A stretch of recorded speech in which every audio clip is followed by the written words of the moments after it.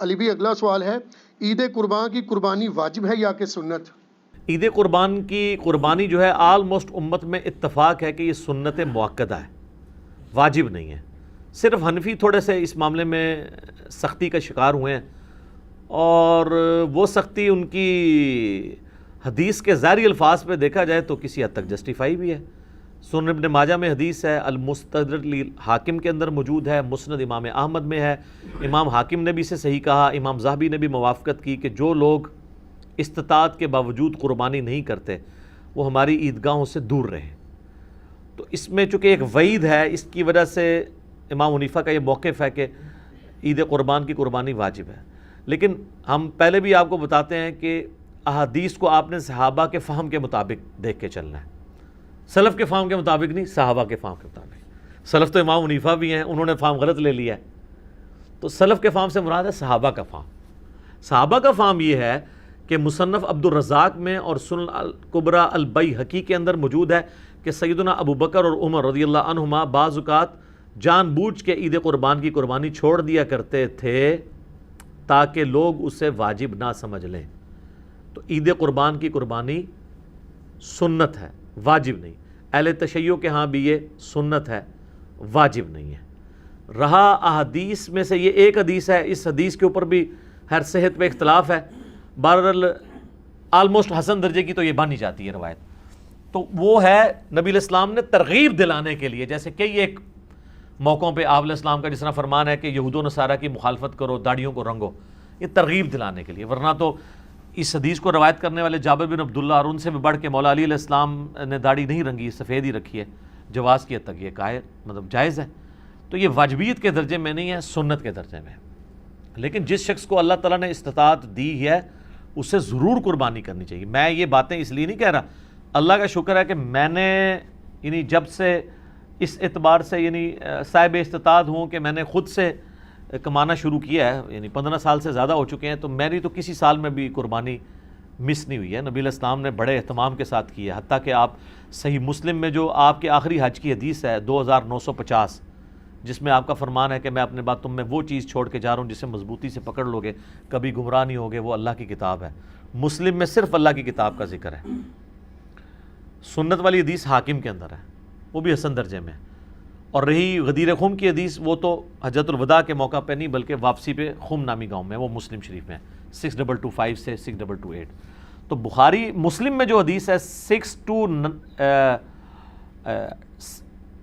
2950 2950 2950 جابر بن عبداللہ سے، وہ بڑی رکت انگیز حدیث ہے۔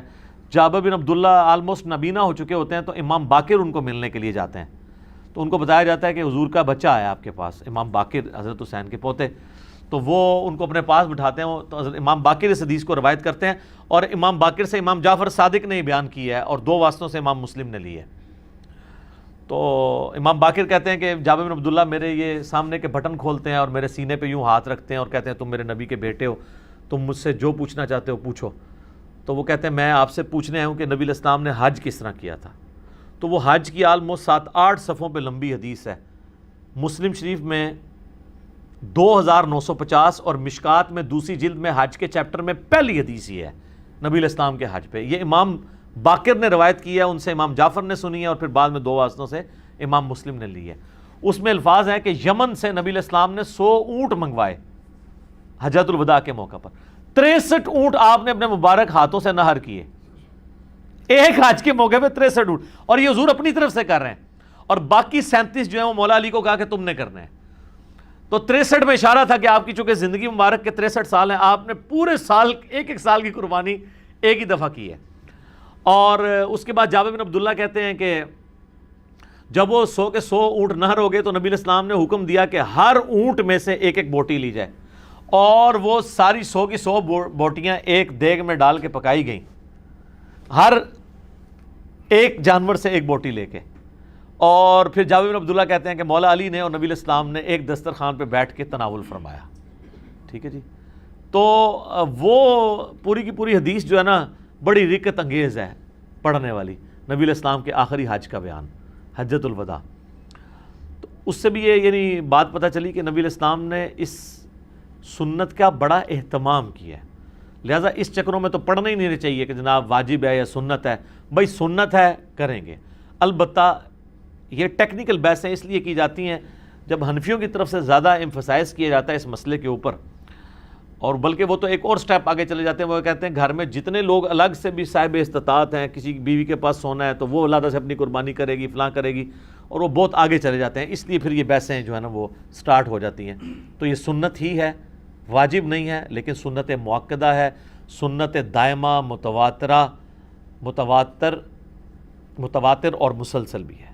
ٹھیک ہو گیا, جزاک اللہ. علی بھی اگلا سوال ہے, قربانی کے لیے صاحب استطاعت ہونے کے اعتبار سے نصاب کیا ہوتا ہے؟ نصاب کے اوپر جی اتفاق ہے. صاحب نصاب وہ ہے جس میں قربانی کی استطاعت موجود ہے. اس کا زکوٰۃ کے نصاب کے ساتھ 52.5 تولے چاندی یا 7.5 تولے سونے کے ساتھ کوئی تعلق نہیں. ایک غریب آدمی ہے, قربانی کے دنوں میں اس کے پاس مال آ جاتا ہے, تو وہ قربانی کے اعتبار سے صاحب استطاعت ہے, وہ قربانی کر سکتا ہے. کر سکتا ہے لفظ میں اس لیے بول رہا ہوں چونکہ واجب نہیں ہے. میں یہ نہیں کہوں گا کہ وہ ضرور کرے, پھر تو واجبیت ہو جائے گی نا. تو میں نے آپ کو پہلے اس پہ بحث کر چکا ہوں. تو وہ صاحب استطاعت ہے, ضرور کرے. جہاں ہم اتنے اور خرچے کرتے ہیں تو قربانی کیوں نہ کرے. تو اس کے لیے آپ کے پاس قربانی کا خرچہ ہونا ضروری ہے. اب قربانی کا خرچہ بھی ظاہر ہے, اگر آپ اونٹ قربان کر رہے ہیں وہ تو 1.5-2 لاکھ روپے کا, اگر حصہ بھی ڈالتے ہیں تو آلموسٹ آج کل 18 سے 20 ہزار ہے. گائے کا 13 سے 15 ہزار ہے, اور بکرا لیں گے تو کم از کم بھی کوئی بہت بھی چھوٹے سے چھوٹا بھی دوندا بکرا ملا آپ کو تو 25 ہزار سے کم تو نہیں ملنے کا. اللہ ہے کہ بہت آپ انٹیریئر پنجاب میں کہیں جنوبی پنجاب چلے جائیں تو پھر بھی 20-25 ہزار کا تو بکرا چاہیے. تو اتنی رقم آپ کے پاس اگر رقم آ جاتی ہے تو بجائے اس کو اور معاملات میں خرچ کرنے کے اور جا کے ایک کوئی LED سکرین کو 50 انچ کی اٹھا کے لے آئیں آپ گھر میں, پہلے بھی ہو 32 والی, وہ چھوٹی لگ رہی ہو, پیسے آ جائیں, کمیٹی نکلے تو یہ چیزیں چھوٹی لگنی شروع ہو جاتی ہیں. تو اس کی بجائے قربانی کریں. آپ کیوں ان معاملات کے اوپر پیسے ضائع کرتے ہیں؟ پیسے ان کاموں میں ڈالیں. ٹھیک ہو گیا, جزاک اللہ. علی بھی اگلا سوال ہے, اگر ایک خاندان میں ایک سے زیادہ لوگ مالی طور پر استطاعت رکھتے ہوں تو سب لوگوں کو الگ الگ قربانی دینا ہوگی یا ایک خاندان کی جانب سے ایک قربانی کر دینا ہی کافی ہے؟ بہتر ہے جی سب الگ الگ دیں. دیکھیں یہ فضیلت ہے, ہر بندے نے اپنی قبر میں جانا ہے, وہ اللہ کے حضور کیوں نہ قربانی لے کے جائے. ان صلاتی و نسکی و محیای و مماتی للہ رب العالمین. رہا شرعی مسئلہ تو یہ ہے کہ ایک خاندان کی طرف سے ایک قربانی کافی ہے. وہ سنن ابن ماجہ میں بھی اور جامع ترمذی میں حدیث موجود ہے. ابو ایوب انصاری رضی اللہ تعالیٰ عنہ سے جب پوچھا گیا تو انہوں نے فرمایا کہ ہم نبی علیہ السلام کے زمانے میں ایک خاندان کی طرف سے ایک ہی بکری قربان کیا کرتے تھے. پھر بعد میں جب لوگ باہم دولت میں ایک دوسرے پہ فخر کرنا شروع کر دیا تو پھر ایک سے زیادہ لوگ جانور قربان کرنا شروع کر دیا لوگوں نے. اور ایک اور حدیث ہے سنن ابن ماجہ میں بھی, المستدرک للحاکم میں, ایک اور صحابی کہتے ہیں کہ ہم تو ہمیشہ سے پورے خاندان کی طرف سے ایک ہی جانور قربان کیا کرتے تھے, بکری یا بکرا, اور لیکن اب میرے گھر والے مجھے اکساتے ہیں تو ہم یعنی ایک دوسرے پہ روب ڈالنے کے لیے کہ ہمسایوں نے تو 3 بکرے دیے ہیں, تم کیوں ایک. یہ صحابہ کے زمانے میں بھی ہے. سر یہ جو ہائری پیڑی ہے جو ہم کہتے ہیں نا, اس پیڑی نے تیار نہ کرتا, یہ وہ جو ایک خاندانی ٹسل ہے یہ. تو وہ صحابی کہتے ہیں اب مجبوراً ہمیں اپنے گھر والوں کے اکسانے کے الفاظ ہیں, اکسانے پہ ہم بھی 1-2 بکرے زیادہ کر دیتے ہیں, ورنہ شرعی مسئلہ یہی ہے کہ ایک خاندان کی طرف سے ایک قربانی. یہ خاندان سے مراد ایک چولہا ہے. ایک چولہا اس اعتبار سے کہ میاں بیوی بچے. اب آپ کو گھر ایسا لے آئیں کہ جہاں پہ 5 فیملیز رہ رہی ہیں اور چولہا ایک ہو تو وہ آپ کہیں گے ایک قربانی نہیں, وہ 5 خاندان ہے. چولہا عموماً بولا جاتا ہے اس اعتبار سے کہ ایک کوئی مرد ہے, اس کی بیوی اس کے ساتھ ہے, اس نے ماں باپ بھی اپنے ساتھ رکھے ہوئے ہیں, ایک ہی چولہے سے کھا رہے ہیں, تو وہ اس اعتبار سے ایک خاندان ہے. تو لیکن اگر 5 خاندان ایک جگہ پہ رہ رہے ہیں اور وہ دیگ پکاتے ہیں اور وہ کہیں چولہا ہمارا ایک ہے, تو دیگ پک رہی ہے تو سر ایک گائے بھی لے سکتے ہیں وہ 5 مل کے 5 حصے اس میں رکھ لیں. 5 تو خیر کم سے کم ہے, زیادہ سے زیادہ 7 ہے. اچھا یہ بھی بات لوگوں میں مشہور ہے کہ جی 7 ضروری پورے کر رہے ہیں, نہیں, 7 زیادہ سے زیادہ. ایک بندہ بھی ایک گائے دے سکتا ہے, 2 بندے بھی مل کے ایک گائے دے سکتے ہیں. بکرا نہیں, 2 بندے مل کے دے سکتے گائے. تو اگر 5 گھر میں خاندان ہے ویسے خرچے ان کے علیحدہ ہیں، صرف ایک چولہا اکٹھا ہونے سے یہ نہیں ہوگا کہ ایک خاندان بنے گا. اب یہ تو نہیں ہے کہ بھی ایک بھائی کی سالی کی شادی آئی ہے تو دوسرا بھائی اس کے بچوں کو وہ بوٹ لے کے دے رہا ہے اور ساتھ جوڑا لے کے دے رہا ہے، وہ اپنے باقی خرچے بھی تو کر رہے ہیں نا. تو اس اعتبار سے اگر میاں بیوی بچے یہ ایک خاندان ہے، ٹھیک ہے، چاہے وہ 5 بھائی اکٹھے رہ رہے ہیں، چولہا اکٹھا جل رہا ہے، پھر بھی وہ 5 خاندان تصور ہوں گے. ہر ایک خاندان کو اپنی قربانی الگ سے دینی چاہیے اور اس سنت کے اوپر عمل کرنا چاہیے. ایک خاندان کی طرف سے ایک قربانی کر لینا کافی ہے. ٹھیک ہے. علی بھائی اگلا سوال ہے، اگر کوئی شخص آلریڈی مقروض ہے تو کیا وہ قربانی دینے کے لیے قرضہ اٹھا سکتا ہے یا قربانی نہ دے؟ قربانی کیوں نہ دے جی، کروڑ پتی لوگ بھی مقروض ہیں. یہ بڑے بڑے فیکٹریوں کے مالکوں سے آپ پوچھیں، انہوں نے کروڑوں میں قرضے اٹھائے ہوئے ہیں. وہ ایکویٹی تو ان کی 40% ہے، 60% تو ڈیٹ انہوں نے بینکوں سے اٹھایا ہوا ہے. وہ تو سب سے پہلے تو ان کی قربانی ساقط ہو جائے گی جو امریکن بیل چپ فٹ شدہ جو ہے منگوا کے یہاں پہ قربان کر رہے ہیں. اگر آپ ان کو دیکھیں مقروض وہ بھی ہیں. یہ قرضہ جو ہے یہ عارضی قرضہ ہے. یہ اس قرضے کو وہ قرضہ نہیں کہا جاتا کہ جس کی بنیاد پہ قرضہ یہ ہے کہ ایک بندہ قرضے کے تلے اس طرح دب گیا کہ اس کی 2 وقت کی روٹی محال ہو گئی ہے اور وہ روکی سوکی کھا کے گزارا کر رہا ہے، اس کو مقروض کہا جاتا ہے. کروڑ پتی لوگوں کو مقروض نہیں کہا جاتا. وہ تمہارے پرائم منسٹر صاحب بھی کہتے ہیں اتنی تنخواہ لے کے بھی کہ میرا مشکل سے چولہا جلتا ہے. تو قربانی تو پرائم منسٹر میں بھی کوئی نہیں بن رہی ہوگی. اس طریقے سے اگر دیکھا جائے بڑے بڑے فیکٹری آنرز جو ہیں تو وہ اس طرح نہیں ہے. قرضہ اٹھا کے آپ کریں. یہ کمیٹی آپ نے قرضے ہی تو ڈالی ہوتی ہے، کمیٹی ڈال لیں. سالی کی شادی کے لیے ڈالتے ہیں، بھائی کی شادی کے لیے ڈالتے ہیں کمیٹیاں، اور وہ جوتیاں اور کپڑے ہوں تب بھی نئے لے کے دیتے ہیں بچوں کو. اس کا خرچہ نکالیں تو ایک بیل میں حصہ ڈالنے سے تو کم ہی بنتا ہے. یہ بیل میں حصہ ڈالنا تو اس سے کم ہی بنتا ہے. آج کل ایک ایوریج شادی کے اوپر 15-20 ہزار روپے لگ جاتا ہے. تو سر 12-13 ہزار روپے کا آپ بیل میں حصہ نہیں ڈال سکتے؟ ضروری ہے کہ آپ نے بکرا ہی لینا ہے، بیل میں حصہ ڈال لیں. تو یہ جو آپ نے کمیٹی بھی ڈالی ہوتی ہے، اگر ایک سپوز لاکھ روپے کی آپ کی کمیٹی نکلی ہے، تیسری یا چوتھی، اور 10,000 روپیہ مہینہ ہے، تو چوتھی آپ نے کمیٹی جب لے لی ہے تو آپ نے ابھی تک تو 40,000 اس کو جمع کروائے ہیں نا کمیٹی والے کو. 60,000 تو آپ نے بعد میں کرانے ہیں، لیکن لاکھ روپے آپ نے پہلے ہی اٹھا لیا ہے. تو 60,000 کے تو آپ بھی مقروض ہیں. تو پھر تو دنیا میں کوئی بندہ ہی نہیں بچے گا. لوگ اتنے بولے بن کے نہ وہ کہتے ہیں. کئی لوگ پوچھ رہے تھے جی قرضہ بھی ہے، زکوٰۃ بھی دینی ہے، قرضہ بھی جو مائنس کریں گے، اور مائنس بھی کتنے الٹے طریقے سے کرتے ہیں. اس طریقے سے تو الٹا اس کو زکوٰۃ دینی پڑ جائے گی. وہ پتہ کس طرح کر رہے ہوتے ہیں؟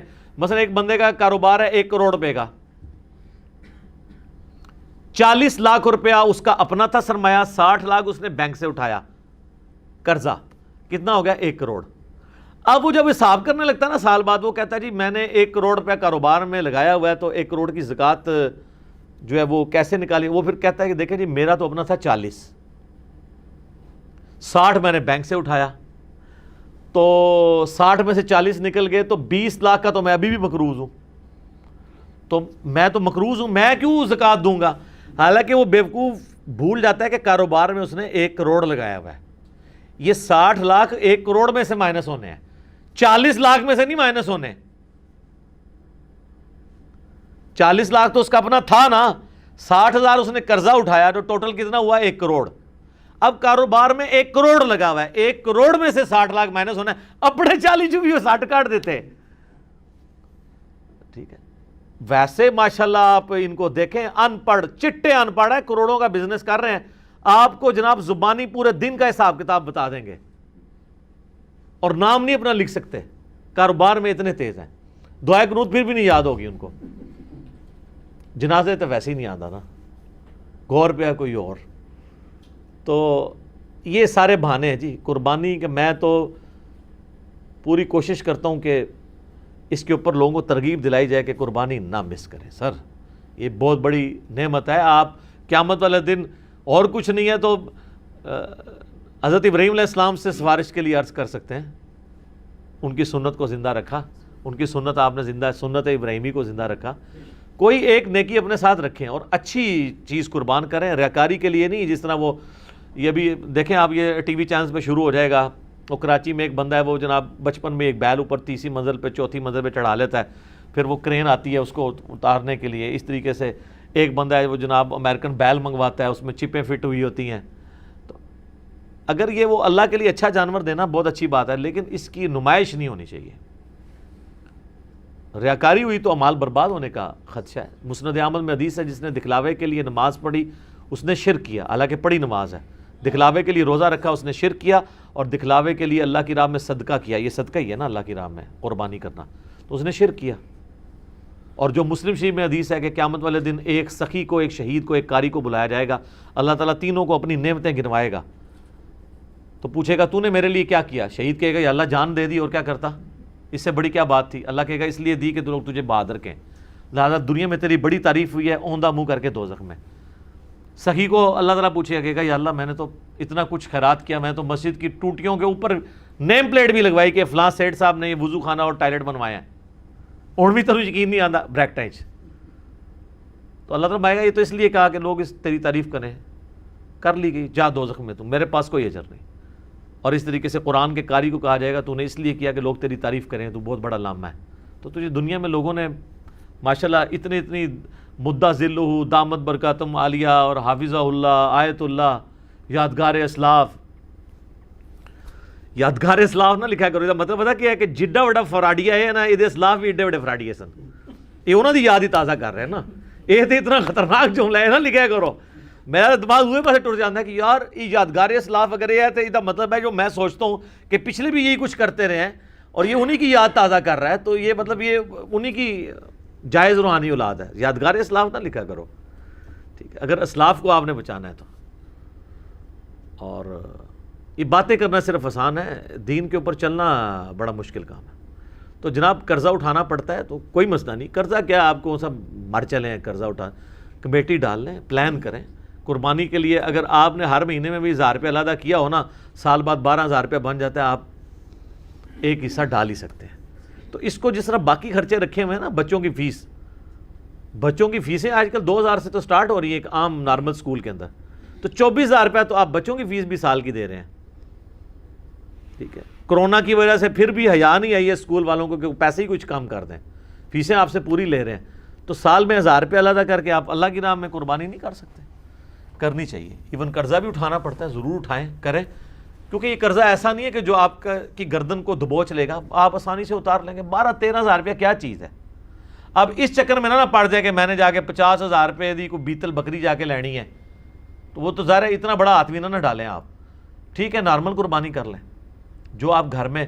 اچھا بعض لوگ ہیں گھر میں موٹا گوشت کھانے کو عیب اور گالی سمجھتے ہیں، اور جب قربانی کا موقع آتا ہے تو وہ بڑے گوشت میں حصہ ڈال دیتے ہیں پیسے بچانے کے لیے۔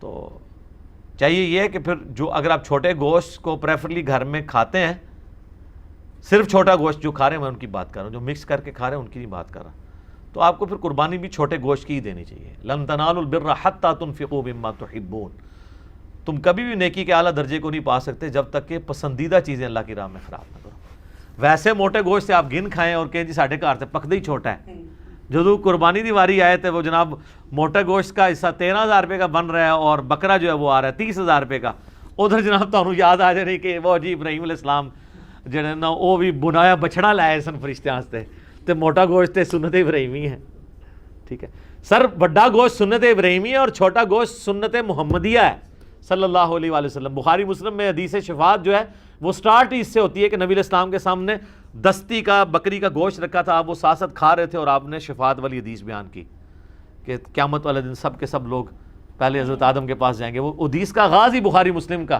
اس سے ہوتا ہے، اور اس سے یہ بھی ثابت ہوا کہ کھانا کھاتے ہوئے گفتگو کرنا سنت ہے، لیکن یہ اس میں احتیاط بھی ہے۔ بعض لوگ بہت بڑے بڑے نوالے لیتے ہیں، ساتھ گفتگو کرتے ہیں، بعض کا سانس کی نالی میں چلا جائے نا تو لگ پتہ جانا جائے۔ یہ جو منع کرتے ہیں نا لوگ کھانا کھاتے ہوئے بولنا نہیں چاہیے، یہ کوئی شرعی مسئلہ نہیں ہے، بلکہ اس لیے کہا جاتا ہے کہ وہ کھانا کھاتے ہوئے بعض اوقات وہ سانس کی نالی میں چلا جاتا ہے، اور آپ کو پتہ ہے یہ جینون بیماری بھی ہے بعض لوگوں کو۔